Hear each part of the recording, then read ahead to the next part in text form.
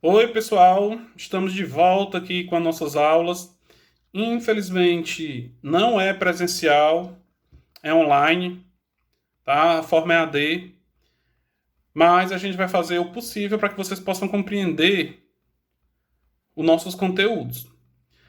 Nesse nosso primeiro encontro, a gente vai fazer uma pequena revisão do que a gente já estudou, do que a gente já viu, tá? Para vocês fazerem melhor esse trabalhinho que os pais de vocês pegaram semana passada lá na escola. Tá? Para iniciar, vamos falar do planeta Terra. A gente sabe que existem as duas teorias do surgimento tanto do homem como do nosso planeta, que vocês estudaram lá no sexto ano, que é a teoria da evolução e a teoria da criação. Tá? Segundo a teoria da evolução, teve uma explosão no universo, que foi a explosão do Big Bang, e formou-se o planeta Terra. Formou-se o planeta Terra. E a teoria da criação, que a Terra foi criada pelo ser superior, Deus, em 7 dias. Tá? A Terra, o planeta Terra, ele se divide em água e terra. Tá? Dividido entre mares, oceanos e continente. A gente sabe que o planeta Terra tem 6 continentes. Lembrando, 6. Muita gente confunde com 5 por causa dos arcos olímpicos, que só tem 5. Mas atualmente a Terra são 6 continentes. Quais? A Europa, a África, a Ásia, a Oceania, a Antártica e o nosso continente, a América. Mas antes, esses continentes eles eram juntos. E houve uma separação ao longo de milhões e milhões e milhões de anos, que dá-se o nome de Pangeia, que é a Pangeia que foi quando os continentes eram juntos e eles se dividiram. Tá? Então, esse é uma breve explicação sobre o nosso planeta. E falando ainda em planeta, vamos comentar aqui um pouco as instituições que existem no mundo. Mas vamos falar da principal, que é uma instituição a nível mundial, que é a Organização das Nações Unidas, a ONU. Quando foi criada a ONU? Para que foi criada? Né? Quais as suas atribuições? Vamos lá. Após a Primeira Guerra Mundial, foi criada a Liga das Nações, que tinha o objetivo de manter a paz mundial. Mas quando Hitler assumiu o poder na Alemanha, ele atropelou a Liga das Nações e ela não deu certo. Tá? E o que acontece? Houve a Segunda Guerra Mundial. Ao término da Segunda Guerra Mundial, os principais líderes mundiais se juntaram e fizeram a ONU, mais precisamente no ano de 1945, o mesmo ano que acabou a guerra. Né? Qual era a função dessa instituição? A função da ONU: manter a paz mundial. Quer dizer, evitar novas guerras. Tá? Mas a ONU, ela tem várias instituições dentro da própria ONU. Como, por exemplo, né, a gente está vendo muito na pandemia, a OMS, a Organização Mundial da Saúde, faz parte da ONU. Tá? Mas ela tem duas instituições principais. Quais? A Assembleia Geral e o Conselho de Segurança. São os dois principais órgãos da ONU. Tá? Que conseguem manter a paz mundial. Tanto é que após a criação da ONU não houve mais nenhuma guerra a nível mundial. Houve dentro dos continentes, como a Guerra do Vietnã, a Guerra das Coreias, né? A Guerra do Golfo. Mas nível mundial não houve mais, porque a ONU está sempre lá para resolver. Tá? O Conselho de Segurança da ONU são formados por países fixos e países permanentes, ou países temporários. Né? Então, são os países permanentes e os países temporários que formam o Conselho da ONU. Que esses temporários são escolhidos justamente pela Assembleia Geral. Tá? Ainda falando de continente, a gente sabe que no continente europeu existe um mar muito importante, que ao longo da história sempre esteve ligado ao desenvolvimento da Europa. Que mar é esse? O Mar Mediterrâneo. Que foi através dele que todas as mercadorias que vinham do Oriente entravam na Europa, pelas cidades da Península Itálica, onde hoje é a Itália, que eram as duas cidades, Gênova e Veneza, que a gente já viu em história. Tá? Mas tinha outro mar importante, o Mar Vermelho. É o mesmo da travessia dos hebreus guiados por Moisés, que segundo a Bíblia, Moisés abriu o Mar Vermelho para o povo hebreu passar fugindo da escravidão do Egito. Então, tinha-se a necessidade de ligar o Mar Vermelho a qualquer oceano, justamente para o escoamento de mercadorias. Porque apesar de ter transporte aéreo, mas os navios, eles conseguem carregar mais mercadorias. Qual foi a alternativa encontrada? Construir um canal que ligasse o Mar Vermelho ao Mar Mediterrâneo para os navios ter acesso ao Oceano Atlântico. E isso foi feito. Como se chamava esse canal? Como se chamava não, como se chama esse canal? É o Canal de Suez, tá? Que liga o Mar Vermelho ao Mar Mediterrâneo, onde, consequentemente, liga ao Oceano Atlântico, tá? Agora vamos falar do desenvolvimento humano pelo mundo. Mais precisamente, o IDH, Índice de Desenvolvimento Humano. O que quer dizer isso? É o que vai definir se um país ele é rico ou pobre, que é o IDH. E o IDH tem 3 fatores que indicam o índice de desenvolvimento humano de um local. Quais são esses 3? Primeiro, saúde. Como funciona a saúde de um país? Se é boa ou é ruim? O número de mortalidade, né? O número de nascimentos e assim sucessivamente, a qualidade de vida das pessoas, até que idade vive, né? A faixa, né, de idade. Isso tudo é um indicador da saúde. O segundo indicador é renda. Quanto a renda daquele país, que vai se destacar 3 pontos. A renda per capita, se a gente for falar da renda per capita, como eu falei na aula, você pega, para saber a renda per capita da sua casa, você pega quanto seu pai e sua mãe ganham e divide esse montante pelo número de pessoas que moram na casa. Aí vai dar renda per capita. Tá? Digamos, se ganha R$2.000 entre a renda do seu pai e da sua mãe. E divide pelo número de habitantes. R$2.000, aí tem 4 pessoas. Então, cada pessoa vai ficar com 500. Isso é a renda per capita. E o terceiro indicador é a educação.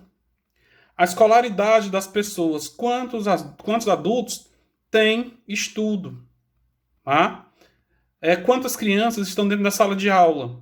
Então, esse é o terceiro indicador. Então, os 3 indicadores do IDH: saúde, renda e educação. Para desenvolver melhor o IDH, alguns países em desenvolvimento se uniram e montaram um bloco econômico, justamente para desenvolver ambos. Que bloco é esse? O BRICS, que são compostos de 5 países que estão em processo de desenvolvimento. Ah, professor, mas a Rússia já é desenvolvida, mas ela está na ajuda dos outros. Quais são os países que formam os BRICS? Tá? É só você pegar pela legenda. O nome próprio Brinks já diz quais são os 5 países. Brasil, o B. O I, Índia. O R, que eu pulei aqui, Rússia.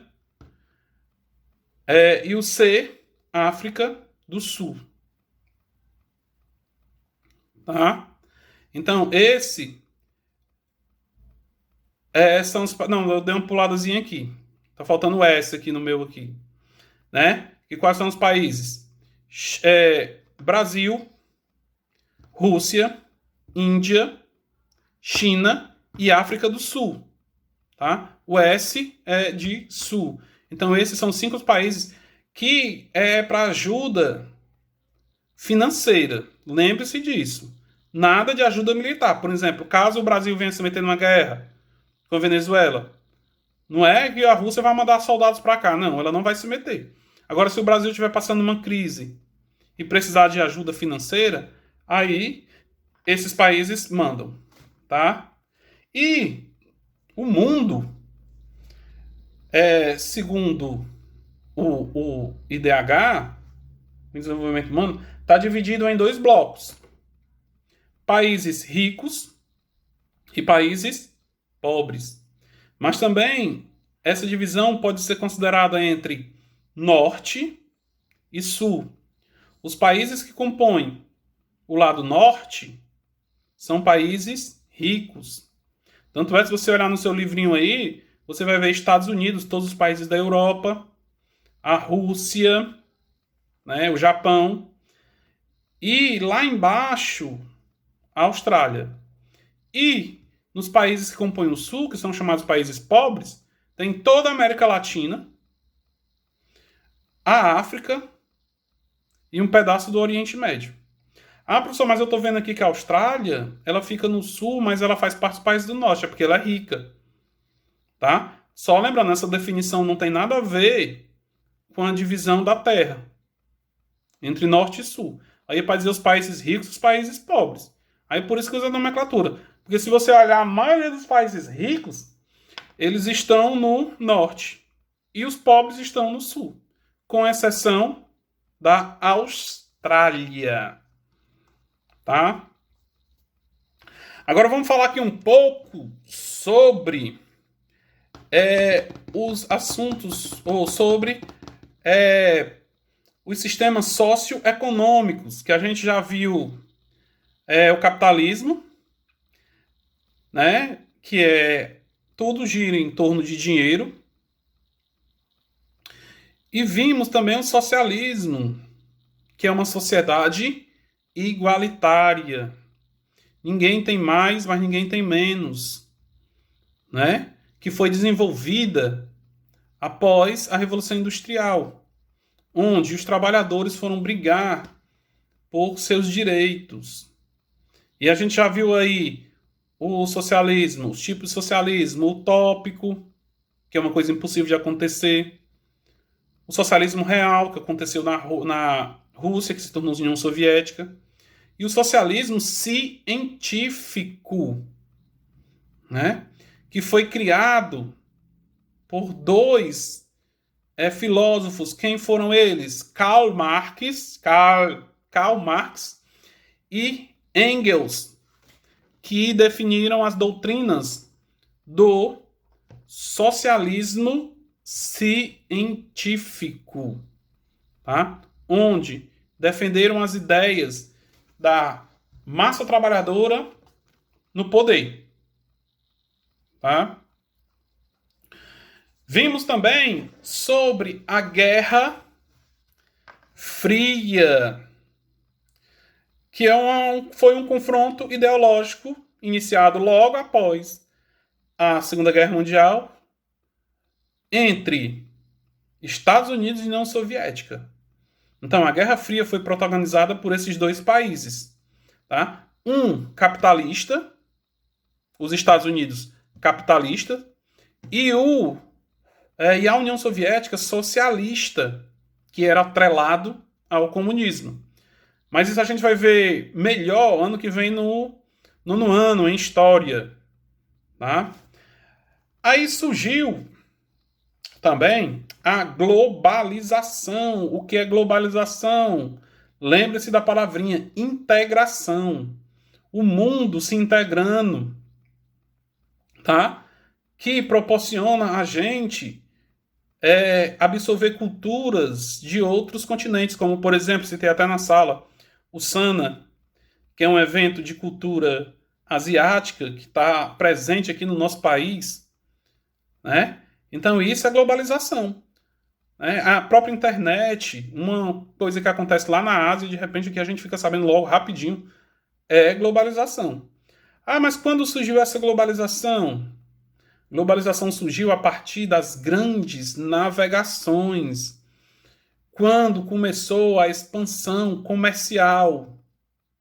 Lembrem-se, Portugal e Espanha não poderiam navegar no oceano ou no mar Mediterrâneo, onde eu falei agora há pouco. Só quem poderia navegar por lá e trazer mercadorias do Oriente eram as cidades da Península Itálica, Gênova e Veneza. Então os portugueses e os espanhóis eles tentaram encontrar uma nova rota para as Índias, para trazer as especiarias, né? E acabaram conseguindo, contornando a África, chegaram às Índias. Aí começou uma troca de mercadorias, né? Os europeus, mais precisamente os portugueses e espanhóis, chegaram na África, chegaram na América e conseguiram chegar até a Ásia. Aí começou a integração comercial. Então, a globalização começa a partir daí, a partir das grandes navegações, onde teve uma expansão comercial e marítima dos europeus. Tá? E para encerrar, vamos falar aqui um pouco das empresas multinacionais ou das empresas transnacionais, que é a mesma coisa. O que são essas empresas? São empresas que saem do seu país de origem e vão montar filiais em outros países, geralmente os países menos desenvolvidos do que os de sua origem.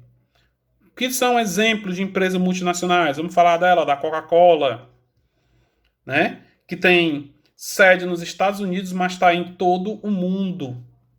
Outra, a McDonald's, onde tem no mundo inteiro. Essas multinacionais elas vão para os países menos desenvolvidos, principalmente atrás de mercado consumidor e o principal, mão de obra farta e barata. Tá? Vão e atrelado também a matéria-prima. Tá bom? Então, isso são as multinacionais. Tá? Se tiverem alguma dúvida, me chamem no WhatsApp. Mas quando for falar no WhatsApp, bote o nome da escola, a série e seu nome. Porque a gente, do mesmo modo que eu estou trabalhando com vocês aqui EAD, eu também estou nas outras duas escolas que eu trabalho. Tá? No AGL e aqui no Gomes Gadelha. Então, quando eu recebo algumas mensagens, vejo que alguns alunos não botam de onde é que está vindo. Certo que de vocês dos oitavos eu conheço todos, mas tem um outro oitavo aqui da outra escola. Tá bom? Qualquer dúvida pode chamar no WhatsApp. Até mais.